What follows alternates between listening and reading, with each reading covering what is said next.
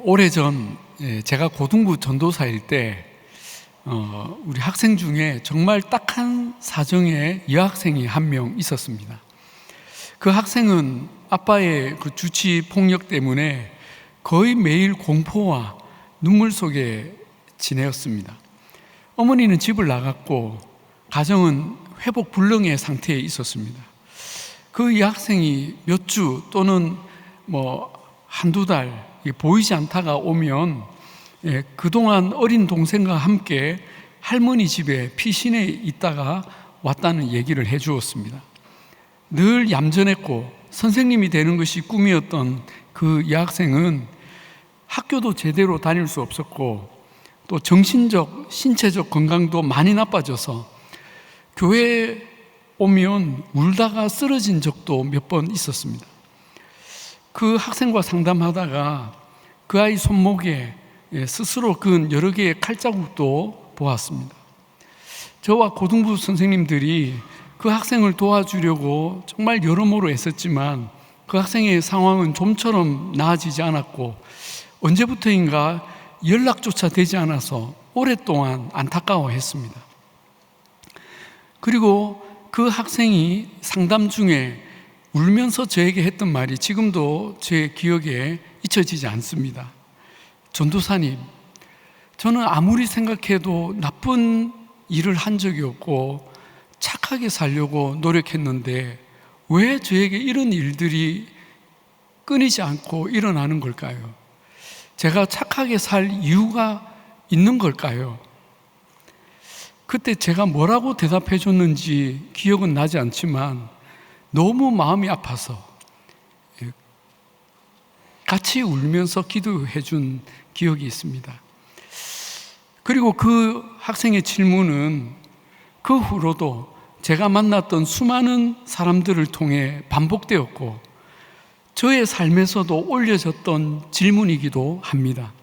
하나님, 저는 악행을 행하지 않고 거짓말하지 않고 선을 행하며 살려고 노력했는데 어떻게 이런 일들이 일어나죠?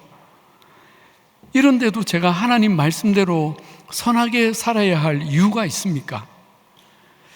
이 질문에 대해서 베드로 전서는 하나님의 답변을 우리에게 들려주고 있습니다. 베드로 전서 1장부터 마지막 5장까지 우리 그리스도인들이 이 땅에서 겪는 고통의 문제를 어떻게 볼 것인지 또 어떤 태도로 살 것인지 진지하게 이야기하고 있습니다. 오늘 본문 8절에서 베드로는 마지막으로 말하노니 라고 말합니다.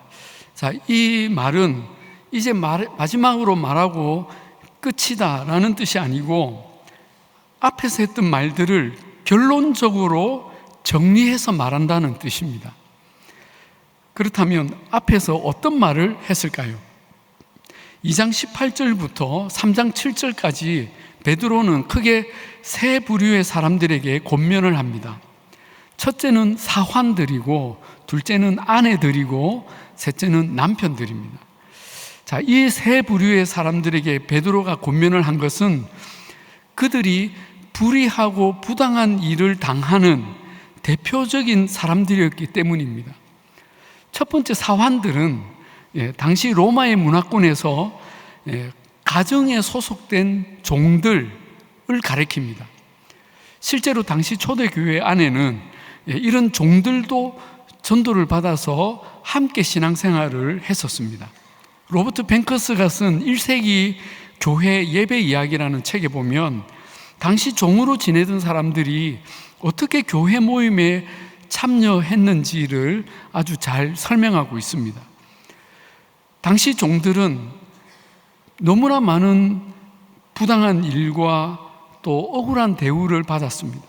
조금만 잘못해도 매를 맞았고 또 아무리 부당한 일을 당해도 주인의 권력에 저항할 수 없었습니다. 그런데 여러분, 오늘날에는 이런 종들이 없다고 생각하지만 사실은 직장이라는 이름으로 합법적인 노예 제도가 운영되고 있다는 것을 말하는 분들이 있습니다. 저는 일리가 있다고 생각을 합니다. 열심히 공부해서 학위를 따고 큰 회사에 취업하지만 결국 회사의 합법적인 종이 되는 것입니다. 그리고 부당하고 억울한 일을 당해도 어쩔 수 없이 계속 그 회사에 다니며 일을 합니다. 그런데 베드로전서는 그런 종들에게 어떤 권면을 합니까? 사환들아, 범사에 두려워함으로 주인들에게 순종하되 선하고 관용하는 자들에게만 아니라 까다로운 자들에게도 그리하라. 부당하게 고난을 받아도 하나님을 생각함으로 슬픔을 참으면 이는 아름다우나 죄가 있어 매를 맞고 참으면 무슨 칭찬이 있으리요. 자, 요지는 순종하고 참으라입니다. 그러면서 이를 위하여 너희가 부르심을 받았다고 말씀하죠. 즉, 이런 삶이 너희의 부르심이다. 고통을 참고 순종하는 것이 너희의 사명이라는 것입니다. 여러분, 우리가 당시 노예였다면 이 말씀이, 이 권면이 은혜스럽게 들렸을까요? 차라리 부당한 대우와 불의한 사회에 맞서서 싸우고 고쳐라 하면 좋지 않았겠습니까? 자, 두 번째, 아내들에게도 비슷한 말씀을 합니다. 3장 1절에 아내들아 이와 같이, 즉 앞에 종들과 같이 자기 남편에게 순종하라 말씀합니다. 그러면서 아브라함의 아내 사라의 예를 들면서 자기 남편을 주인 대하듯 섬기라고 말합니다. 여러분, 이 말씀 은혜가 되십니까? 네, 아멘 하시는 분, 정말 남자분들이 주로 아멘을 하시는데, 여러분 아내분들은 일부를 제외하고 썩 좋아하지 않습니다. 물론 저처럼 좋은 남편을 둔 아내는 순종에 큰 어려움이 없습니다. 남편들은 다 이렇게 생각합니다. 그러나 솔직히 아브라함도 자기 아내를 2번이나 팔아먹은, 그렇게 큰 상처를 준 한심한 남편들이 얼마나 많습니까? 저도 예외가 아니겠죠. 그런데 본문은 아내들에게 그래도 남편에게 순종하라고 가르칩니다. 마음이 불편할 수 있습니다. 그리고 남편들에게도 권합니다. 아내를 귀히 여기라. 여러분, 오늘날의 정서로 이 말씀을 받으면 안 됩니다. 그 당시 우리나라도 불과 100년 전만 해도 아내를 귀히 여기는 사람들이 별로 없었죠. 이때 문화도 그랬습니다. 그런데 3장 7절에 뭐라고 합니까? 남편들아 아내를 더 연약한 그릇이요 생명의 은혜를 함께 이어받을 자로 알아 귀히 여기라. 아내를 더 연약한 그릇같이 여겨 지식을 따라 동거하라. 아내는 깨지기 쉬운 아주 귀한 물건처럼 조심해서 대하라는 것입니다. 안 그러면 너희 기도가 막힌다고 경고합니다. 이러니 남편들도 얼마나 힘들겠습니까? 밖에서는 일에 시달리고 상사에 시달리고 집에 오면 아내도 모셔야 합니다. 잘못하면 아내에게 야단 맞습니다. 베드로는 이 세 부류의 사람들, 종들, 아내들, 남편들에게 권면을 하고 있죠. 그는 당시 부당한 사회 문화 속에서 힘들게 사는 이들에게 그래도 순종하고 참으라. 너희에게 괴롭고 고통스러운 일이어도 너희는 순종하고 참아라. 이것이 하나님의 뜻이다 라고 가르칩니다. 그리고 이어서 오늘 본문에 마지막으로 말하노니, 즉 결론적으로 말한다, 종합해서 말한다 하며 이 앞에 세 부류에게 말한 원리를 모든 상황에 적용하여서 우리가 세상 속에서 어떻게 살아야 할지, 왜 그래야 하는지를 다시 가르칩니다. 베드로는 8장과 9절에서 두 부류의 사람들에게 우리의 태도를 가르치죠. 어떤 부류에 대한 인간관계입니까? 첫째는 그리스도인 공동체, 즉 교회 형제 자매들에게 대하는 우리의 자세를 가르칩니다. 어떻게 하라고 합니까? 너희가 다 마음을 같이하여 동정하며 형제를 사랑하며 불쌍히 여기며 겸손하라 하며 라고 말하죠. 우리 형제자매인 성도들을 이렇게 선한 태도로 섬기라고 합니다. 마음을 같이 하고 그들의 아픔에 동정하며 형제를 내 몸처럼 사랑하며 불쌍히 여기고 내가 어떤 자리에 서더라도 항상 겸손하라. 여러분, 이런 모습은 결코 쉬운 일은 아니지만 우리가 보일 수 있는 가장 아름답고 가장 예수님다운 모습이기 때문에 해볼 마음이 있습니다. 자, 그런데 문제는 두 번째 부류입니다. 누굽니까? 우리를 괴롭히는 악한 사람들에게 어떻게 대할 것인가를 가르치고 있죠. 이런 악한 사람들은 교회 밖에도 있겠지만 교회 안에도 있을 수 있습니다. 여러분, 혹시 그런 경험 해보셨습니까? 정말 말도 안 되게 오해하고 괴롭히고 미워하고 악행을 저지르는 분들이 간혹 있습니다. 그런데 그런 이들에게 어떻게 대하라고 합니까? 악을 악으로, 욕을 욕으로 갚지 말고 도리어 복을 빌라. 앞에서 종들에게, 아내들에게, 남편들에게 했던 맥락을 그대로 이어오죠. 여기서 우리는 답답함을 느낍니다. 우리가 왜 그렇게 살아야 합니까? 그만큼 당하면 되었지 언제까지 바보처럼 종처럼 순종하며 살라고 합니까? 게다가 그런 악인들을 하나님이 빨리 심판하지 않으시니까 나라도 나서서 심판하려고 하는데 도리어 그들에게 복을 빌어주라니요. 이게 무슨 고구마 같은 말씀입니까? 할 수가 있죠. 자, 여러분, 우리는 여기서 베드로가 왜 이렇게 당시 고난받는 성도들을 향해 나그네와 거류민같이 부당한 대우를 받으며 사는 그리스도인들을 향해 이처럼 바보같이 살아라고 하는지 우리는 깊이 생각해 보아야 합니다. 왜 그렇게 합니까? 베드로는 그 이유를 세 가지로 밝힙니다. 첫째, 우리가 이 일로 부르심을 받았기 때문이라는 것입니다. 9절에 이를 위하여 너희가 부르심을 받았으니. 자, 이 말을 이 앞에 종들에게도 똑같이 했습니다. 선을 행함으로 고난을 받고 참으면 이는 하나님 앞에 아름다우니라. 이를 위하여 너희가 부르심을 받았으니. 즉, 우리를 부른 목적이, 우리를 그곳에 세운 목적이, 우리 역할이 부당함 속에서 끝까지 참으며 착하게 사는 거라는 것입니다. 하나님은 이 일로 우리를 채용하셨다는 것입니다.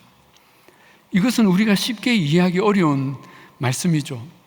왜 하나님은 우리를 그런 부당한 일에 참고 사는 사람으로 부르셨을까? 그런데 여러분, 2주 전에 우리가 이 이야기를 들었죠. 어느 회사에 말단 신입으로 입사한 회장님의 아들 이야기 기억나시죠? 그 이야기에서 회장은 자기가 너무나 사랑하는 아들을, 그 능력도 뛰어난 아들을 자기 회사에 중력에 앉힌 것이 아니라 가장 낮고 험한 부서에 말단 신입사원으로 채용을 한 것입니다. 그곳에 부른 것입니다. 결코 감당하기 쉬운 일이 아니죠. 그 부서 사람들은 그 신입이 회장의 아들이라는 것을 모르니까 온갖 일을 시키며 부당하게 괴롭힙니다.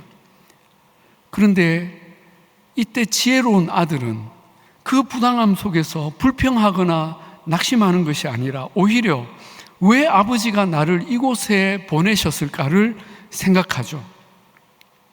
아버지는 결코 나를 미워해서 이곳에 보내신 것이 아니다. 아버지는 나에게 이 회사를 물려주시기 전에 이 회사의 모두를 사랑하고 그들을 올바른 길로 이끌며 회사를 바르게 운영할 능력과 인격을 갖추게 하시려고 여기 보내셨다 하고 그 부르심을 이해하는 것입니다.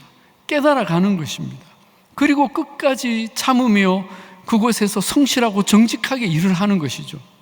베드로도 똑같은 이야기를 합니다. 이를 위하여 너희가 부르심을 받았으니 이는 복을 이어받게 하려 하심이라. 자, 여러분, 여기 복을 이어받게 하려 한다, 이 표현은 예전 그 한글 개역 성경에서 뭐라고 했냐면 복을 유업으로 받게 하려고 한다, 이렇게 표현했습니다. 복을 유업으로, 유산으로 너에게 물려주려고 그러는 것이다. 그렇습니다. 하나님은 우리에게 하나님의 나라를 유업으로 주시려고 그 전에 우리를 이 고달픈 삶의 자리로 보내셨다는 것입니다. 거기가 직장일 수도 있고 가정일 수도 있고 분하고 억울한 인간관계일 수도 있습니다. 우리는 그곳에서 가장 낮고 고달픈 역할로 부르심을 받았지만 우리가 이 부르심을 이해하고 그곳에서 순종하고 참으면 하나님은 그것을 아름답게 보시고 우리를 당신의 아름다운 나라를 유업으로 주신다는 것입니다.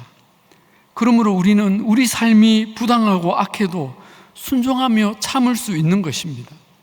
자, 우리가 악한 세상에서 착하게 살아야 하는 두 번째 이유는 이 길 끝에 우리의 소망이 있기 때문입니다.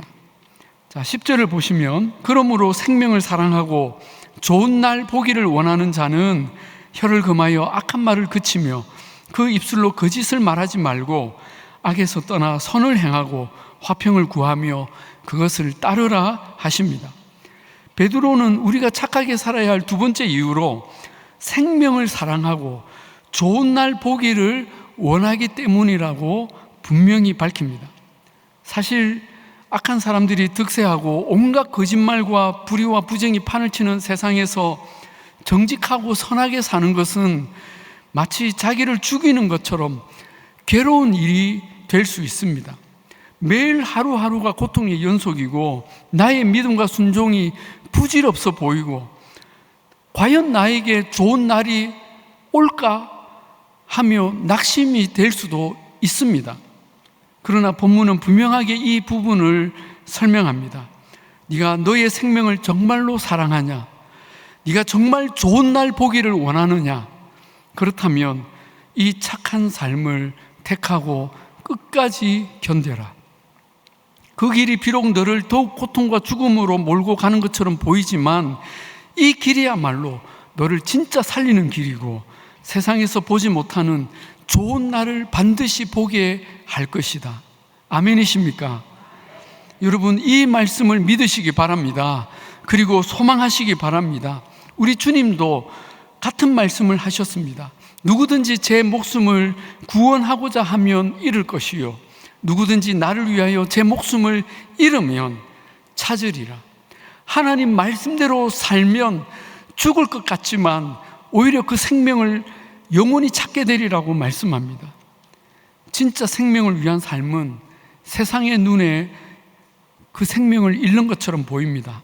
그러나 주님은 이 말씀만 하신 것이 아니라 몸소 십자가에서 자기를 죽이시는 본으로 보여주셨습니다. 사람들 눈에 예수님은 가장 어리석고 안타까운 죽임을 당한 것 같았지만 예수님은 자신뿐 아니라 자기를 따르는 모든 사람들의 생명까지 구원하셨습니다. 우리가 다 이렇게 주님을 따라 생명을 얻고 좋은 날 보기를 주님의 이름으로 축복합니다. 자, 그런데 여러분, 우리가 이렇게 믿음으로 사는 삶이 너무 어리석고 위험해 보이지만 그래도 이 길을 끝까지 갈 수 있는 믿는 구석이 있다는 것입니다. 그게 뭘까요? 바로 우리 하나님께서 우리를 늘 지켜보고 계시기 때문입니다. 12절을 보십시오. 주의 눈은 의인을 향하시고 주의 귀는 의인의 간구에 기울이시되 주의 얼굴은 악행하는 자들을 대하시느니라. 여러분, 주님의 눈이 어디를 향한다고 합니까? 끝까지 의를 행하는 우리를 지켜보고 계십니다. 주님의 귀는 어디를 향합니까? 나의 기도와 신음소리에 귀 기울이고 계십니다. 아무도 못 들어도 주님은 듣고 계십니다. 그리고 하나님의 눈은, 하나님의 얼굴은 악행하는 자들을 대하신다고 말씀합니다. 무슨 뜻입니까? 하나님은 자기 자녀들을 괴롭히는 악행자에 대해 결코 간과하지 않으시고 지켜보고 계신다는 것이죠. 사람들은 모를 수 있습니다. 모두를 깜짝같이 속일 수 있습니다. 그러나 하나님은 다 보시고 아시고 기억하십니다. 마치 아들을 말단 부서에 신입으로 보냈지만 CCTV를 켜고 모든 상황을 실시간으로 지켜보고 있는 그 아버지 회장님처럼 우리를 지켜보십니다. 그리고 하나님은 때가 이르면 반드시 그에 맞는 상과 벌을 내리실 것입니다. 여러분, 이 놀라운 사실을 믿으시기 바랍니다. 우리가 이것을 안다면 아무리 사망의 음침한 골짜기로 지나간다고 해도 우리는 두려워할 필요가 없습니다. 외로워할 필요가 없습니다. 아무도 몰라줘도 우리는 이 길 끝까지 걸어가서 마침내 영원한 생명과 좋은 날을 보게 될 줄로 믿습니다. 세 번째로, 우리가 악한 세상에서 그래도 착하게 살아야 하는 이유는 우리가 이렇게 살면 우리 때문에 소망을 찾는 사람들이 생기기 때문이라는 것입니다. 15절입니다. 너희 마음에 그리스도를 주로 삼아 거룩하게 하고 너희 속에 있는 소망에 관한 이유를 묻는 자에게는 대답할 것을 항상 준비하되 온유와 두려움으로 하라. 자, 여기 재밌는 상황이 나오죠. 세상 사람들이 볼 때 우리가 고난을 받으면서도 순종하고 인내하며 사는 삶을 끝까지 지키는 것이 궁금하다는 것입니다. 그분들로 하여금 궁금증을 자아내게 만든다는 것입니다. 처음에는 그들도 우리를 괴롭히죠. 그런데 나중에는 물어옵니다. 도대체 너희는 무엇을 소망하고 그렇게 바보같이 사냐? 왜 그렇게 사냐? 가장 대표적인 사람이 빌립보 감옥의 간수이죠. 이 간수는 하나님을 믿는 사람이 아니었습니다. 그런데 바울 일행이 그 지역에 나타나서 복음을 전하고 귀신들을 내쫓았다는 이유로 고소를 당하니까 이 간수는 그 바울 일행을 때리고 감옥에 가뒀는데, 이 바울과 그 일행은 그렇게 맞고 감옥에 갇혔는데도 전혀 낙심하거나 두려워하지 않고 그날 밤새도록 뭐가 그렇게 기쁜지 찬양하고 기도하는 것입니다. 처음에는 저 사람들이 미쳤다고 생각을 했습니다. 그런데 그날 밤 정말로 그 전에 없었던 큰 지진이 일어나면서 감옥 문이 그만 열린 것입니다. 간수가 정신을 차리고 보니까 이 죄수들이 다 도망간 줄 알았는데 이 바울과 그 일행은 도망가지 않고 그대로 앉아 있는 것입니다. 세상에 이런 바보가 어디 있습니까? 문 열었을 때 빨리 도망을 가야죠. 그들을 보는 순간 이 간수는 지금까지 그들을 보면서 느꼈던 모든 궁금증이 다 모아지면서 바울 일행 앞에 엎드려서 묻습니다. 선생들이여, 내가 어떻게 하여야 구원을 받으리까? 이들은 구원을 알고 있는 사람이다. 우리가 모르는 참된 소망과 진리를 알고 있는 사람들이다. 그래서 물은 것입니다. 그때 바울이 이렇게 대답을 하죠. 주 예수를 믿어라. 그리하면 너와 내 집이 구원을 받으리라. 아멘. 그 말을 듣고 간수는 즉시 바울을 자기 집으로 데리고 가서 온 식구들에게 예수 그리스도의 복음을 듣게 하고 그날 밤 모두가 함께 세례를 받았습니다. 사랑하는 여러분, 우리는 고난을 받아도 세상 사람들이 두려워하는 것을 두려워하지 않습니다. 그래서 오늘 본문 14절에도 이렇게 말씀합니다. 의를 위하여 고난을 받으면 복 있는 자니 그들이 두려워하는 것을 두려워하지 말며 근심하지 말고, 자, 그리고 그 뒤에 이 말씀이 나오죠. 너희 속에 있는 소망에 관한 이유를 묻는 자에게 대답할 것을 항상 준비하되 온유와 두려움으로 하라. 그렇습니다. 우리가 세상의 두려움을 두려워하지 않고 세상과 다른 소망을 가지고 살 때 마침내 사람들은 우리에게 물어올 것입니다. 도대체 여러분의 소망이 그 이유가 무엇입니까? 왜 그렇게 우리와 다르게 삽니까? 이때 전도가 일어나는 것이죠. 여러분, 전도는 결코 우리의 큰 목소리, 우리의 아주 논리적인 주장으로 설득되고 강요되는 것이 아닙니다. 우리의 삶을 보고 궁금해하는 분들이 물어오면서 일어나는 일들입니다. 우리는 이런 질문에 대답할 답변을 늘 준비해야 할 것입니다.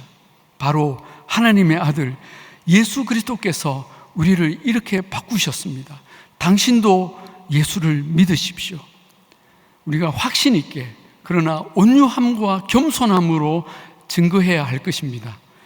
사랑하는 여러분, 우리는 악한 세상 속에서 여전히 그 말씀대로 순종하며 착하게 살아야 할 이유가 있습니다. 하나님께서 바로 이 역할로, 이 부르심으로 우리를 그곳에 보내셨기 때문입니다. 그리고 우리에게 생명과 좋은 날의 소망을 주셨기 때문입니다. 그리고 우리로 인해 하나님을 모르는 사람들이 우리 안에 있는 소망의 이유, 예수 그리스도를 발견하기 때문입니다. 사랑하는 여러분, 우리가 걸어가는 삶의 이 믿음의 길이 얼마나 고달프고 힘듭니까? 겉으로는 웃고 있지만 많은 고통과 상처로 아파하는 분들이 여전히 많습니다. 그러나 주님이 오늘도 말씀하십니다. 아들아, 딸아, 내가 너의 눈물과 아픔을 알고 있다. 다 보고 있다. 그래도 순종하며 참아라. 나도 너희가 당하는 모든 고통을 겪었다. 그러나 이 길 끝에 참 소망이 있단다. 그 소망의 이유를 잃어버리지 말고 이 믿음의 길을 끝까지 걸어가거라. 내가 이 길 끝에서 두 팔 벌려 기다리고 있겠다.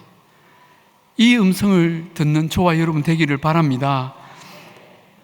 이 한 주간 또 우리 인생의 모든 여정 가운데 이 분명한 소망의 이유를 생각하며 힘겹고 어려운 그 좁은 길의 삶을 끝까지 걸어가셔서 세상이 알지 못하는 놀라운 생명과 좋은 날을 누리시는 복된 저와 여러분이 다 되시기를 우리 주님의 이름으로 축복합니다.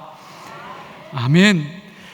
우리 시간에 함께 찬양하시겠습니다. 오늘 주님이 들려주신 말씀 생각하며 찬송가 406장 우리 다 같이 일어나셔서 함께 찬양하십시다.